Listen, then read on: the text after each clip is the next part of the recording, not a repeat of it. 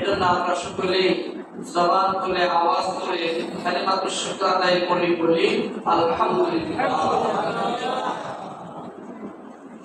আমরা আরো শুকর আদায় করি মহান আল্লাহ পাকের দরবারে যে আল্লাহ সুবহানাহু ওয়া তাআলা আমাদেরকে 1443 হিজরি সনের 3য় নম্বর মাস রবিউল আউয়াল মাস, রবিউল আউয়াল মাসের ৫ম নম্বর জুমায়, শেষ জুমায় আল্লাহ সুবহানাহু ওয়া তাআলা আমাদেরকে বিভিন্ন প্রকারের কাজ কাম থেকে ফারেক করে আমাদেরকে আল্লাহ সুবহানাহু ওয়া তাআলা মসজিদে, আল্লাহর ঘর মসজিদে নিয়ে আসছেন।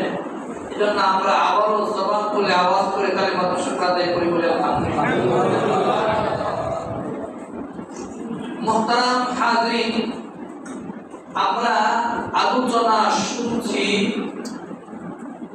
আল্লাহর রাসূল সাল্লাল্লাহু আলাইহি সাল্লামের দাদা জান আব্দুল মুত্তালিবের জীবনী সম্পর্কে। আজকে আমরা আলোচনা শুনব আল্লাহ রাসূল সাল্লাল্লাহু আলাইহি সাল্লামের দাদা জান আব্দুল মুত্তালিব যে মান্নত করেছিলেন, মান্নত সম্পর্কে। আরো আলোচনা শুনব দু জাহানের বাদশা রাহমাতুল লিল আলামিন সাইয়্যিদুল মুরসালিন হযরত মুহাম্মদ মুস্তাফা সাল্লাল্লাহু আলাইহি সাল্লাম এর বাবা আব্দুল্লাহ ও মা আমেনা বিয়ে সম্পর্কে। এই দুইটা বিষয় নিয়ে আজকে আমরা আলোচনা শুনবো ইনশাআল্লাহ। মুহতারাম হাজরিন, আমরা গত জুমায় আলোচনা শুনেছি আল্লাহ রাসূল সাল্লাল্লাহু আলাইহি সাল্লামের দাদা জান আব্দুল মুত্তালিবের জীবনী সম্পর্কে। এই জীবনের মধ্যে মান্যতা আছে, আমরা জানি, অবগত আছি যে আব্দুল মুত্তালিব যখন কূপ খনন করেন তখন তার একটা মাত্র ছেলে ছিল হারিস।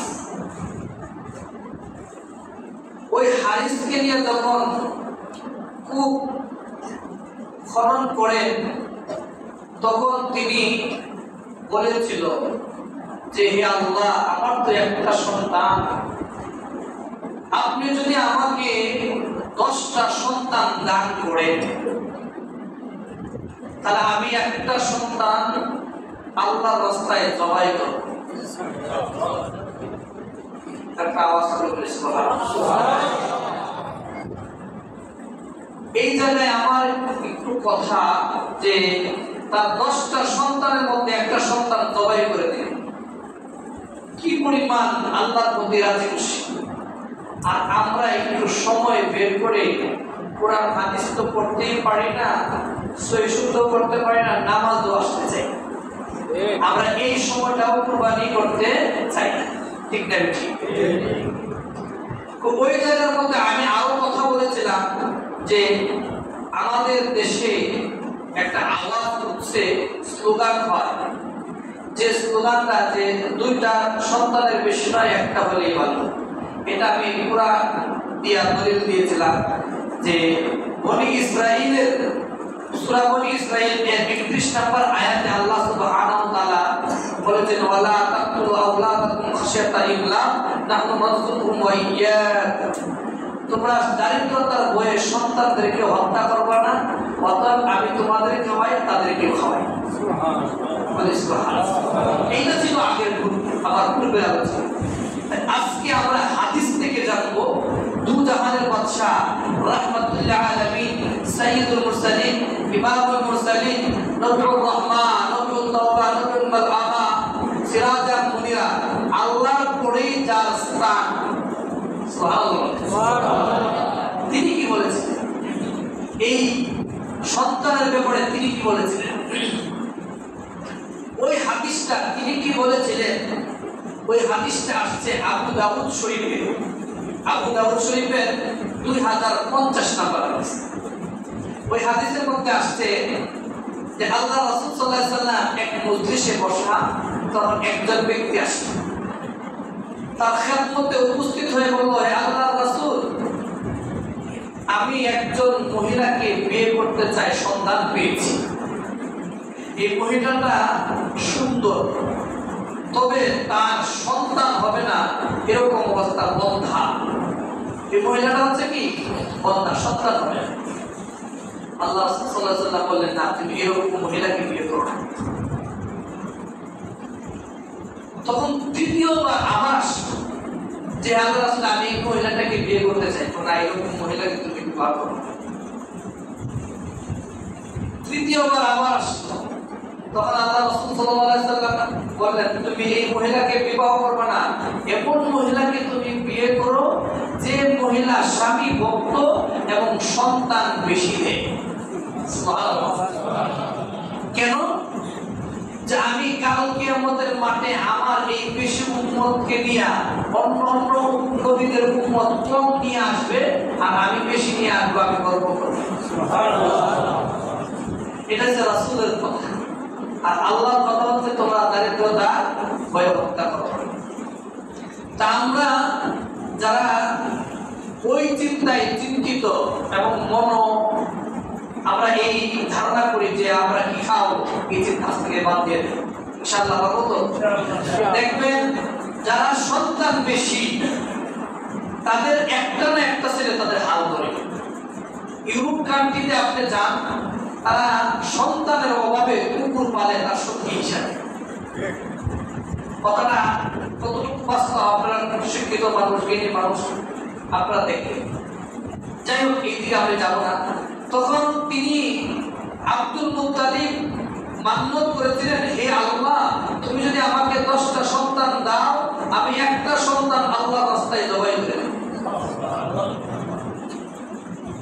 আল্লাহ সুবহানাহু ওয়া তাআলা 10টা সন্তান দেন। আব্দুল মুত্তালিবের 10টা সন্তান মতান্তরে 11টা, মেয়ে হচ্ছে 6টা। এই সন্তান দেওয়ার পরে তিনি ভুলে গেলেন মান্যতের কথা। দেখবেন অনেক সময় অনেকে আমার কাছে দোয়া চায়, আমি কিন্তু ভুলে যাই এই বয়ানের প্রেশারের কারণে। মানুষ কিন্তু অনেক সময় অনেক জিনিস ভুলে যায়, এটা স্বাভাবিক। আর ইনসান শব্দের অর্থই হচ্ছে ভুলে যাওয়া। যাই হোক, তখন তিনি একদিন খানায়ে কাবা এর হাতিমের মধ্যে তিনি ঘুমালেন। ঘুমানোর পরে কে যেন স্বপ্নে ডাকে ডাকতেন, ইয়া আব্দুল মুত্তালিব, হে আব্দুল মুত্তালিব, আউফি বিনাজরিকা লিরাব্বি হাযাল বাইত। সুবহানাল্লাহ। তুমি যে এই রবের এই ঘরের রবের মান্যত করেছিলে, তুমি তোমার মান্যত পূর্ণ করো। তখন তার ঘুম বান্দা বলল, হ্যাঁ, আমি তো মান্যত করেছিলাম। তখন তার 10 জন ছেলেকে ডাকলেন, এদিকে আসো, যে তোমরা বসো, মশওয়ারা করি। এজন্য যে কোনো কাজ যদি মশওয়ারা করে করা হয়, তাহলে এটার মধ্যে বরকত। আপনি আপনার বিবির সাথেও মশওয়ারা করেন, এই দিকে যাবো না। মশওয়ারা আল্লাহ সুবহানাহু ওয়া তাআলা নিজেও করেছেন, সাহাবী তো করেছেন, আল্লাহ সুবহানাহু ওয়া তাআলা নিজেও করেছেন। যে কেমন করেছেন আমি তার দিচ্ছি। তিনি যখন মানুষ সৃষ্টি করবেন, তখন ফেরেশতাদেরকে ডাকলেন যে আমি মানুষ সৃষ্টি করতে চাই, তোমরা কি বলবে? তাই মানুষ সৃষ্টি করবেন, এরকম দরকার করবে, পছন্দ করবে। আমি যা জানি তোমরা তা জানো না। আমি যা জানি আপনি যা জানেন তা আমরা জানি, আপনারা ডাকলেন কেন? আপনারা ডাকলেন কেন? ওরা একটা মশওয়ারা যে করে কাজ করলে বরকত হয়, এটা বোঝান। আপনার বিবির সাথে মশওয়ারা করে কাজ করেন, ঝামেলা কম হবে। এদিকে যাও। তখন সন্তানদেরকে ডাকলেন, ডাকার পরে বললেন যে শুনো, আমি তো মান্যত করেছিলাম যদি আল্লাহ সুবহানাহু ওয়া তাআলা আমাকে 10টা সন্তান দান করে, আমি একটা সন্তান আল্লাহর রাস্তায় জবাই করে দিব, তো তোমরা কি বলো? এখনকার জামানায় যদি বলেন নামাজের কথা, আপনার সাথে কিরকম আচরণ? আর কি বলছে, আমি একটা সন্তানকে জবাই করব, তোমরা কি করবে? কি জবাব দিয়েছিল?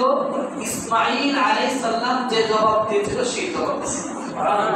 ইসমাঈল আলাইহিস সালাম জবাব দিয়েছিল না বাবাকে, আন্নী আযবাহুকা ফানজুর মাযা তারা। তখন সে ইসমাঈল আলাইহিস সালাম বলেছিলেন যে ক্বালা ইয়া আবাতি ফাআল মা তুমার, আপনি যে স্বপ্নে আবিষ্ট হয়েছেন আপনি তা করেন, বাস্তবায়ন করেন। সাতাদিকুনি ইনশাআল্লাহু মিনাস সাবিরিন, আপনি অবশ্যই আমাকে ধৈর্যশীলদের অন্তর্ভুক্ত পাবেন, আল্লাহ দিয়েছেন। সেই জবাব তারাও দিয়েছিল। তারা বলেছিল যে আউফি বিনাজরিকা, আপনি আপনার মন্নত পূর্ণ করেন, ওয়াফআল মা শিতা, আপনি যাকে চান তাকে দিয়ে মান্নাত করেন। এই কথাটা তারা বলেছে। তখন আব্দুল মুত্তালিব চিন্তা করলেন, আমি যদি এমনি নিয়ে যাই সবাই করি, তাহলে তো একজন আরেকজনকে বলবে আমাকে না নিয়ে ওনাকে নিচ্ছে, ওনার সাথে ওনার কিছু রেশারেশি আছে, এরকম বলবেন। তখন তিনি একটা কৌশল অবলম্বন করলেন। কৌশলটা হচ্ছে লটারি দিলেন। এই 10 জন ছেলের মধ্যে বড় ছেলে হচ্ছে হানিফ এবং সবচেয়ে কনিষ্ঠ ছেলে হচ্ছে, সবচেয়ে ছোট ছেলে হচ্ছে আদরের ছেলে, সে হচ্ছে আব্দুল্লাহ। আর আল্লাহ সুবহানাহু ওয়া তাআলার কাছে মুসলিম শরীফের হাদিস, দুইটা নাম হচ্ছে আল্লাহ সুবহানাহু ওয়া তাআলার কাছে পছন্দনীয় নাম। একটা নাম হচ্ছে আব্দুল্লাহ আর একটা নাম হচ্ছে আব্দুর রহমান। আর আমরা নাম রাখি কাব্য, বাপ্পি, পাপ্পি, এরকম। এই থেকে আমাদের সরে আসতে হবে, এদিকেও যাবো না। তখন তিনি লটারি দিলেন। লটারিতে সবচেয়ে আদরের ছেলে, মহব্বতের ছেলে আব্দুল্লাহ নাম। তিনি কি কর্তব্য বিপুল হয়ে গেল হতাশ হয়ে। আরে এই ছেলে তো বলতো, আবার এই ছেলেকে জেনে নিয়ে যায়, সেই জায়গায় যদি বৃষ্টির প্রয়োজন হয় তাকে নিয়ে গেলে বৃষ্টি চলে আসে। যেখানে আমাদের অভাব, এখানে নিয়ে গেলে অভাব দূর হয়ে যায়। যেখানে আমাদের পেরেশানি, তাকে নিয়ে দোয়া করলে পেরেশানি দূর হয়ে যায়। সেই ছেলে আসে, এক এক করে 3 বার লটারি দিলেন, 3 বারে আব্দুল্লাহ নাম আসে। তখন তাকে জবাই করবেন। এই যে জবাই করবেন, এই জায়গার মধ্যে 2টা রিওয়ায়াত আছে। এক রিওয়ায়াতের মধ্যে এক বর্ণনায় আসছে যে তার এই আব্দুল্লাহ 6 জন যে বোন ছিল তারা কান্নাকাটি শুরু করেছে যে না, তাকে জবাই করা যাবে না, আপনি একটা কাজ করেন। তো আমাদের এখানে একজন প্রাণের বিনিময়ে দিয়ত হচ্ছে 10টা উট। কয়টা উট? 10টা। ওই 10টা উট আর তার মধ্যে লটারি দেন। যতক্ষণ পর্যন্ত না এই উটের নাম আসবে ততক্ষণ পর্যন্ত লটারি দিয়ে থাকবে, আর উটগুলো বাড়াতে দেবে। এই একটা রেওয়াজ।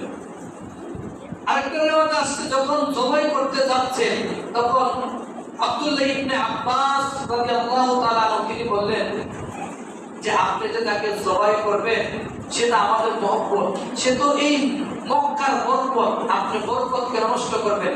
ও এমন জুড়ে পাপ করে দিলেন, ও এর দাগ হয়ে গেছে, ওইটা মৃত্যু আগ পর্যন্ত যাচ্ছে। আব্দুল্লাহ ইবনে আব্বাস আর কুরাইশ বংশের লোকেরা এই কথা শোনার সাথে সাথে ছুটে আসে। তারা ঘোরা করে 35 থেকে আসা পড়ত যে না, তাকে জবাই করা যাবে না, ওই আমাদের বরকত। এই মক্কার মধ্যে থাকলে মক্কার মধ্যে অভাব হয় না। এটা কার বরকত? এটা দু জাহানের বাদশা রাহমাতুল আলামিনের বরকত। সুবহানাল্লাহ। তখন তারা পরামর্শ দিল যে হেজাজে, হেজাজ মানে মদিনায়, মদিনার একজন মহিলা পাত্রী আছে, পণ্ডিতনি আছে, ওনার কাছে আমরা যাব, উনি কি পরামর্শ দেয় এটা আমরা শুনব। তখন কুরাইশ লোকেরা যখন তাকে আব্দুল মুত্তালিবকে ধরল, তখন কয়েকজন দলবল নিয়ে হেজাজে যাওয়ার পরে এই মহিলা পাত্রী বা পণ্ডিতনি তিনি বললেন যে আজকে আপনারা আসছেন, আগামীকাল আসেন, এটার পরামর্শ আমি দেব। আগামীকাল গেল, যাওয়ার পরে বললো, মহিলা বললো যে শুনেন, আপনাদের এখানে প্রাণের বিনিময়ে একজন মানুষকে হত্যা করলে কি পরিমাণ দিয়ত দিতে হয়? 10টি উট। আপনারা একটা কাজ করবেন, ওই আব্দুল্লাহ আর 10টা উট এর মধ্যে লটারি দিবেন। যদি আব্দুল্লাহ নাম ওঠে আরো 10টা উট বাড়াইয়া দিবেন, 20টা, এবং তার মধ্যে লটারি দিবেন। যদি আব্দুল্লাহ নাম ওঠে তাহলে আরো 10টা বাড়ায়। এভাবে বৃদ্ধি করতে থাকবে, যতক্ষণ পর্যন্ত না উটের নাম ওঠে ততক্ষণ পর্যন্ত এভাবে বাড়াই দিতে। আব্দুল মুত্তালিব দলবল নিয়ে মক্কায় চলে আসলো। মক্কায় চলে আসার পরে এই উট, 10টা উট আর আব্দুল্লাহর মধ্যে লটারি দিল যে আব্দুল্লাহ নাম। 20টা উট আব্দুল্লাহর মধ্যে লটারি দিল, আব্দুল্লাহর নামে। 30টা উটের মধ্যে লটারির নাম দিয়ে লটারি দিল আব্দুল্লাহ। এভাবে বৃদ্ধি করতে করতে করতে যখন 100টা উট দিল তখন উটের নাম আসলো। তখন 100টা উট যখন নাম আসতো তখন সকলেই চিৎকার দিয়ে বলল আল্লাহু আকবার। তখন আব্দুল মুত্তালিব চিন্তা করলো যে একবার দিছি নাম এত গ্রুপ, এই জন্য তিনি এক এক করে 3বার দিলেন, 3বারের উটের নাম আসলো। উটের নাম যখন আসলো তখন তিনি নিশ্চিত হলেন। এই জন্য আমাদের গ্রাম্য ভাষায় একটা কথা বলা হয় যে আল্লাহ রাসূল সাল্লাল্লাহু আলাইহি ওয়াসাল্লাম কোনো কথা বললে একটা কথা 3বার বলতেন, এবং খেজুর খাওয়া 3টা, খেজুর খাওয়া সুন্নাত। তাই গ্রাম্য ভাষা বলা হয় যে যখন মানুষ পা 3বার করে তখন তার ধরা খায়। বর্তমান বর্তমান সরকারও 3বার চাইছিল থাকতে পারে। 3বার অন্যায় করলে আল্লাহ ধরে নেবে। যাই হোক, ওই 3বার লটারি দেওয়ার পরে উট জবাই করলো আর আব্দুল্লাহকে ছেড়ে দিল। ছেড়ে দেওয়ার পরে ওই থেকে আল্লাহ রাসূল সাল্লাল্লাহু আলাইহি ওয়াসাল্লাম তার দাদা আব্দুল মুত্তালিবের এর নিয়মটা বহাল রাখলেন যে একজন মানুষকে যদি কেউ হত্যা করে তখন তার প্রাণের বিনিময়ে দিয়ত হবে 100টা উট। এই থেকে আল্লাহ রাসূল সাল্লাল্লাহু আলাইহি ওয়াসাল্লামের উপাধি ছিল ইবনু যবিহাইন। ইবনু যবিহাইন বলা হয় যে জবাই করার জন্য নির্ধারিত 2 জন পিতার সন্তান। জবাই করার জন্য নির্ধারিত 2 জন পিতার সন্তান। মুআবিয়া রাদিয়াল্লাহু তাআলা আনহু তিনি বলেন, আমি একবার আল্লাহ রাসূল সাল্লাল্লাহু আলাইহি ওয়াসাল্লামের এর মজলিসে বসা, তখন গ্রাম্য এক লোক আসলো। গ্রামের লোক আর শহরের লোক কিন্তু ব্যবধান আছে। কেমন ব্যবধান আছে এর একটা উদাহরণ আমি আপনাদের দিই। আমি ঢাকা বিশ্ববিদ্যালয়ে গণপাঠাগারে গেলাম। তা আমি আমার বাইরে ডাকলাম, জোরে আওয়াজ করে। তখন আমাকে বললো যে এখানে বেশি আওয়াজ করা যাবে না, এটা গণপাঠাগার। তা আমি তো বুঝি নাই, আমি গ্রাম থেকে আসছি। তখন আমি বুঝলাম যে গ্রামের মানুষ আর শহরের মানুষের মধ্যে ব্যবধান আছে। গ্রামের মানুষ হাল হাকিকত বেশি বুঝে না, মোবাইলে কথা বলতে আস্তে আস্তে কথা বলতেছে। আর শহরের মানুষ স্থান কাল পাত্র সেটা বুঝে কোন জায়গায় কি করতে হবে, কি আসবে। তো এই গ্রাম্য মানুষ আয়েশা আল্লাহ রাসূল সাল্লাল্লাহু আলাইহি ওয়াসাল্লামের মজলিসে বলল যে ইবনু যবিহাইন জবাইকৃত 2 জন পিতার সন্তান। আল্লাহ রাসূল সাল্লাল্লাহু আলাইহি ওয়াসাল্লাম এই কথাটা শুনে উচকি হাসলেন। তো এই হাদিসটা যখন মুআবিয়া রাদিয়াল্লাহু তাআলা তিনি বর্ণনা করছেন তখন একজন ব্যক্তি উঠে দাঁড়ালেন যে এই আল্লাহ রাসূল সাল্লাল্লাহু আলাইহি ওয়াসাল্লামের সাহাবা, আপনি যে বললেন যে ইবনু যবিহাইন, এটার অর্থ কি? তো 2 জন জবাইকৃত 2 জন পিতার সন্তান। তো 2 জন পিতা কে কে? তো একজন হলেন ইসমাঈল আলাইহিস সালাম, আরেকজন হচ্ছে আব্দুল্লাহ। আল্লাহ সুবহানাহু ওয়া তাআলা তাদেরকে উটের জবের মাধ্যমে তাদেরকে ইবাদত করলেন, ছেড়ে দিলেন। এই যে এইভাবে তিনি এই গেল মানবতের আলোচনা। এরপর এই তার ভাইয়েরা বোনেরা আব্দুল্লাহকে নিয়ে অনেক খুশি। মক্কার লোকেরা সবাই খুশি, কারণ উট জবাই হয়েছে, তাকে ছেড়ে। এখন মক্কার মহিলারা মেয়েরা আব্দুল্লাহকে দেখে বিয়ার প্রস্তাব দেয়। এখন চিন্তা করলো আব্দুল মুত্তালিব যে আমার এই কনিষ্ঠ ছেলে বিয়ে করানো দরকার। তো কুরাইশ বংশের মধ্যে ব্যবসার উদ্দেশ্যে দুইবার সফর করত, একটা হচ্ছে গ্রীষ্মকালে, একটা হচ্ছে শীতকালে। গ্রীষ্মকালে যেত ইয়ামান এই সিরিয়ায়, আর শীতকালে যেত ইয়ামান। গ্রীষ্মকালে আব্দুল মুত্তালিব ব্যবসার উদ্দেশ্যে রওনা দিলেন। রওনা দেওয়ার পরে মদিনায় গেলেন। তার বন্ধু ওয়াহাব ইবনে আব্দে মানাফ ইবনে জুহরা ইবনে কিলাব তার বাসায় গেলেন। ওটা পুরো কথাবার্তা হচ্ছে। এক পর্যায়ে বলেন যে বন্ধু আব্দুল মুত্তালিব বলেন, তোমার কয়জন সন্তান? আমার একটা মাত্র মেয়ে। তো এই মেয়েটা অনেক গুণে গুণান্বিত।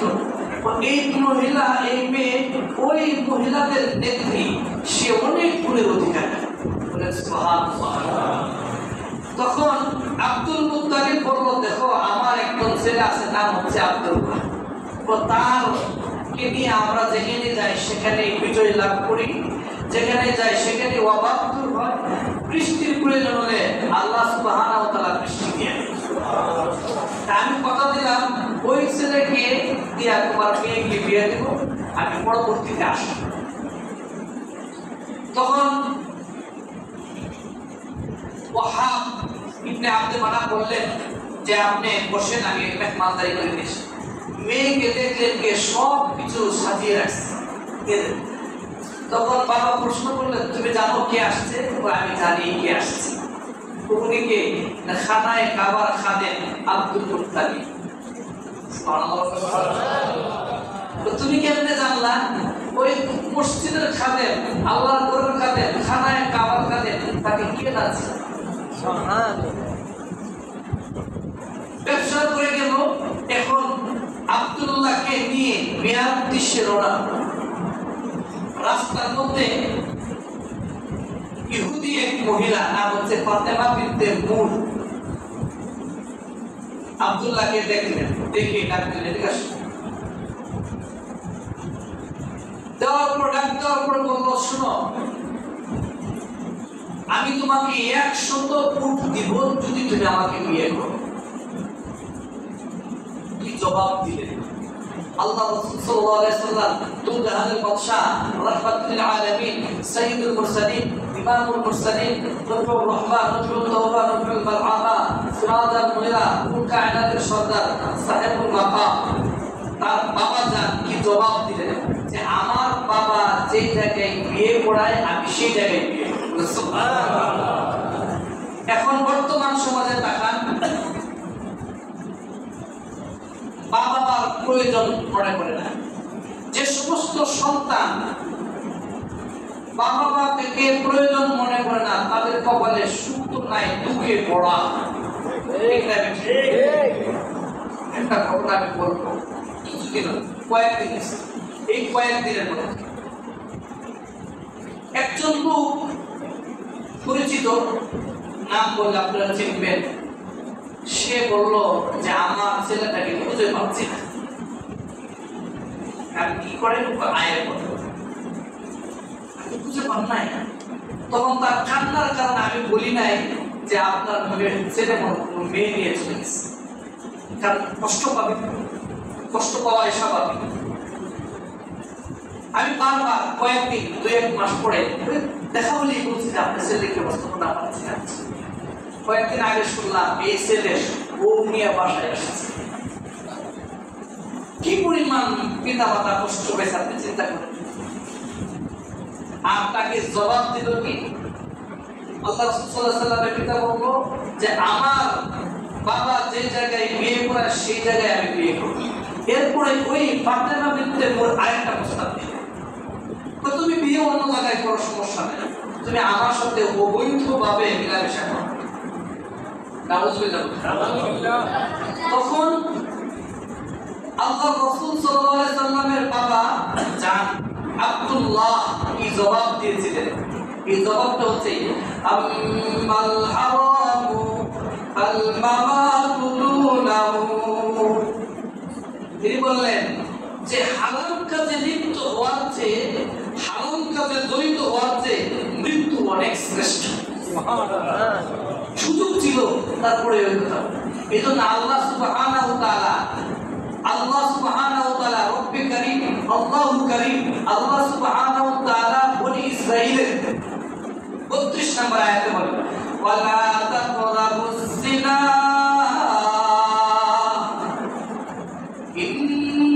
ইন্নাহু কানা ফাহিশাতাও ওয়া সাআ সাবিলা।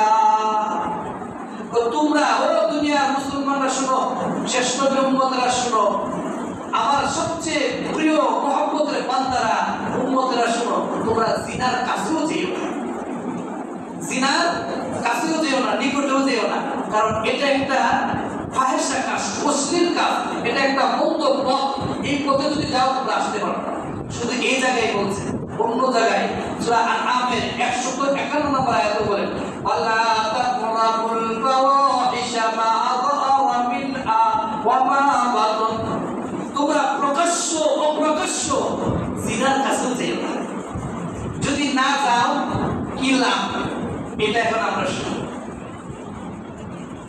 ওই হাদিসটা আসছে তিরমিজি শরীফের 2458 নম্বর, 98 নম্বর হাদিস।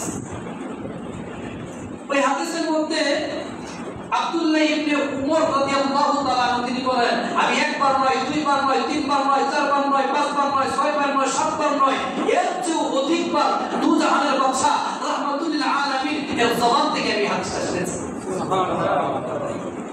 আমি অনেকবার এই হাদিসটা শুনেছি দুজাহানের বাদশা রাহমাতুল লিল আলামিনের কাছ থেকে। তো বনি ইসরাঈলের জামানায় এক ব্যক্তি ছিল, তার নাম ছিল কিফিল। হাদিসটা বললাম তিরমিজি শরীফের 2498 নম্বর হাদিস। ওই কিফিল অনেক এমন কোন কাজ নাই সে করে নাই। সে ছিল বড় লোক, মহিলাদেরকে বাঁধতে ফেলাইয়া টাকা দিয়া সে অবৈধ সম্পর্ক করত। তার পাশের একজন মহিলা, সে খুব গুণান্বিত। একদিন এই মহিলা গেল, যাওয়ার পরে বলল, সে এর আগে ওই মহিলাকে বিয়ার প্রস্তাব দিয়েছে, বিয়াতে রাজি থাকে। বলল যে তুমি যদি অভাব, ওই মহিলা গেল যে এখন অভাব চলছে, পরে কিচ্ছু নাই, খাবার দাবার নাই, তাহলে আপনি আমাকে কিছু টাকা দেন। কিবিল বলল যে আমি টাকা দিতে যাচ্ছি, আমি টাকা তো দিতেই চাই, তা আমার একটা শর্ত আছে। কি শর্তটা? আমার সাথে অবৈধ সম্পর্ক। এরকম সমাজে নাই, আমাদের সমাজে যারা নেতৃস্থানীয় লোক, বড় বড় লোক, তারা টাকা দিয়ে চাকরির প্রলোভন দেখে, চাকরির লোক দিয়ে কি মহিলাদেরকে নষ্ট করছে। আপনারা কি পান নাই? এই দেশে নাই আমাদের? এমনকি কিস্তির টাকা দিয়েও হচ্ছে। তখন ওই মুসলিম মহিলা চলে গেল না। তখন একটা কথা আছে, যে অভাবে সব নষ্ট হয়েছে। তখন ওই মহিলা আবার গেল, গিয়ে বললো যে আচ্ছা আপনি আমাকে কিছু টাকা দেন। আমি তো টাকা দিয়ে গেছি, আমার শর্ত তো একটাই, আমি রাজি আছি। 7 দিরহাম টাকা দিচ্ছে, 7 দিরহাম। এটা আমার বানানো কথা না, এটা হাদিস। ওই 7 দিরহাম টাকা দেওয়ার পরে সে ওই অবৈধ কাছে মিলিত হবে, এইরকম সময় মহিলা কান্না কাঁদছে। কান্না করার পরে সে কাঁদছে, কান্না করতেছে আর বলতেছে, তখন ওই কিফিল বলে, আমি তো তোমাকে বাধ্য করি নাই, আমি তোমাকে জোর জবরদস্তি করছি, তো তুমি কান্না করো কেন? কান্নার কারণ নাকি? আমি এই জন্য কাঁদি নাই, আজ পর্যন্ত আমাকে কেউ স্পর্শ করবে দূরের কথা, আমার দিকে কেউ তাকাতেই পারে নাই। আমি আল্লাহকে তো ভয় করি। আজকে যদি এই অভাবের কারণে তুমি সুযোগ পাইয়া আমার সতীত্ব নষ্ট করো, কাল কিয়ামতের মধ্যে আমি কি জবাব দিব? আল্লাহর কাছে আমি কি জবাব দিব?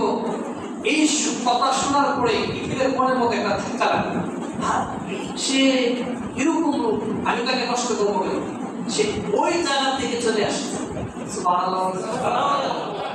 ওই জায়গা থেকে চলে আসা এটা অনেক বড় আল্লাহর বড় রহমত। ওই জায়গা থেকে চলে আসা এটা সাধারণ ঘটনা। চারটি কাজ চলে আসার পরে তিনি আরো বললেন যে তোমার 7 দিরহাম আমি চাই না, আমি জীবনে যত গুনাহ করেছি আর গুনাহ করবো না, আমি তোমাকে ছেড়ে দিলাম। এই দিন রাত্রে এই কিফিল মারা গেল। মারা যাওয়ার পরে তার দরজার মধ্যে লেখা আছে قد غفر الله للكفر قد غفر الله للكفر। আল্লাহ সুবহানাহু ওয়া তাআলা ওই জিনা থেকে বেঁচে থাকার কারণে আল্লাহ সুবহানাহু ওয়া তাআলা কিফিলকে maaf করে দিলেন। সুবহানাল্লাহ। কিফিলকে maaf করে দিলেন। ওইগুলো হাদিসের একটা ঘটনা আরেকটা ঘটনা শুনে। ইমাম গাযালি রাহমাতুল্লাহি আলাইহি, আপনার নাম শুনেছেন, অনেক বড় মাপের অনেক বড় পীর। কেমন পীর ছিলেন তার ইতিহাস পড়লে, জীবনী পড়লে জানা যায় সে বাঘের সাথে কথা বলতেন। কত বড় মাপের আলেম। তিনি যখন ছাত্র জমানায় স্টুডেন্ট মানুষ লেখাপড়া করে মাদ্রাসায় যায়, নিচের দিকে তাকায় যায় আর নিচের দিকে তাকায় আসে। একটা মহিলা খুব সুন্দর ছিল এবং এক মেয়ে তাকে হলো করে, মেয়ে তাকে বিভিন্ন ভাবে প্রস্তাব দিচ্ছে, সে রাজি না। আরেকদিন ওই মহিলা একটা কৌশল অবলম্বন করলো, তো তাকে এভাবে আলাদা না, তার দাসীকে পাঠালো যে বলো যে এই বাসার মধ্যে একজন বাচ্চা আছে, সে খুবই অসুস্থ, তুমি আসে। সে অনেক অসুস্থ, এই অসুস্থর কথা কয়ে তুমি নিয়ে আসো। তখন ওই দাসী যখন গিয়ে বললো যে এখানে একজন অসুস্থ আসে, তখন সে চাই অসুস্থ যেহেতু যাওয়ার পরে দেখে দরজা লাগিয়ে দিচ্ছে। এটা ইউসুফ আলাইহিস সালামের দরজা লাগিয়ে দেওয়ার পরে বিকশিত হয়ে গেছে যে আমার সাথে আমার একটা শর্ত, আমি করবো, আমি বাথরুমে যাবো, ওয়াশরুমে যাবো। ওয়াশরুমে গেলে গিয়া তার শরীরটা পায়খানা দিয়ে ময়লা দিয়ে মাথায় চলে আসে। তখন ওই মহিলা থেকে এই সময় কি রুচি হবে? তখন সে কুসুম করে মাদ্রাসায় ক্লাসে গেল। হুজুরের ক্লাস করাচ্ছেন আর বলছেন যে এত সুন্দর সুগান, এত সুন্দর আতর, এত দামি আতর কে লাগাই আসতেছে? আমার জীবনের প্রথম এই সুগান শুনতে পাচ্ছি, আমার মনে হচ্ছে জান্নাত থেকে কোন সুগান আসছে। জান্নাত থেকে কোন সুগান আসছে। এরপরে একজন একজন করে তালাশ করে দেখলো যে এই ইমাম গাযালি রাহমাতুল্লাহি আলাইহি শরীর থেকে আসছে। তো তুমি কি আমল করেছো আজকে বলো? তুমি বললো হুজুর আমার এই এই ঘটনার কারণে আজকে তোমার শরীর থেকে আল্লাহ সুবহানাহু ওয়া তাআলা সুবহান বেরিয়েছে। সুবহানাল্লাহ। যদি আপনি জিনা, এজন্য আল্লাহ সুবহানাহু ওয়া তাআলা ওয়ালা তাকরাবুজ জিনা ইন্নাহু কানা ফাহিশাতাও ওয়া সাআ সাবিলা। যদি তুমি বাঁচতে পারো ওই গুনার কাছ থেকে, তুমি জিনার কাছ থেকে বাঁচতে পারো, আমি কথা দিলাম আল্লাহ তোমার শরীর থেকে সুগ্রাণ দেবে। আর যদি কেউ গুনার কাজে লিপ্ত হয়, আল্লাহ সুবহানাহু ওয়া তাআলা কিয়ামতের দিন তার সাথে কথা বলবে। এটা তো কিয়ামতের দিন, দুনিয়াতে তো দুনিয়াতে তার অভাব শুরু হয়ে যাবে, পেরেশানি বেড়ে যাবে, তার চিন্তা। এজন্য আল্লাহ সুবহানাহু ওয়া তাআলা 5 জন ব্যক্তিকে দুনিয়াতে শাস্তি দেয়। দুনিয়াতে শাস্তি দেয় এই 5 জন ব্যক্তির মধ্যে যারা জিনা করে এরা হচ্ছে, জিনা করে এরা হচ্ছে। আল্লাহ সুবহানাহু ওয়া তাআলা আমাদেরকে শুধু জিনার কাজে, চোখের জিনা, জবানের জিনা, পায়ের জিনা, হাতের জিনা থেকে সবাইকে হেফাজত করুন, বলেন আমিন। আমরা আগামী জুমায় বিয়া আব্দুল্লাহ এবং আমিনার বিয়ে সম্পর্কে জানবো ইনশাআল্লাহ। তা আল্লাহ আমাদেরকে এই সকল প্রকার গুনাহ থেকে বাঁচার তৌফিক দান করুন, সকলে বলেন আমিন। আমরা গত শুক্রবারে দান বক্সে টাকা বক্সে 5,503 টাকা 5,503 টাকা আমরা দানের হাত একটু বাড়িয়ে দিব। আর ওই মসজিদটা তো আপনাদের দানেই চলে নাকি এখন দানে চলে? আপনারা কি বলেন? আপনাদের দানে চলে। আপনারা যখন 10 টাকা দান করতে চান, যদি আরো 10 টাকা বাড়ায় দেন, আপনার কষ্ট হবে না, মসজিদ চাকচিক হবে, আল্লাহর ঘর কি হয়ে যাবে? সুন্দর হয়ে যাবে। আপনার 10 টাকার কাজে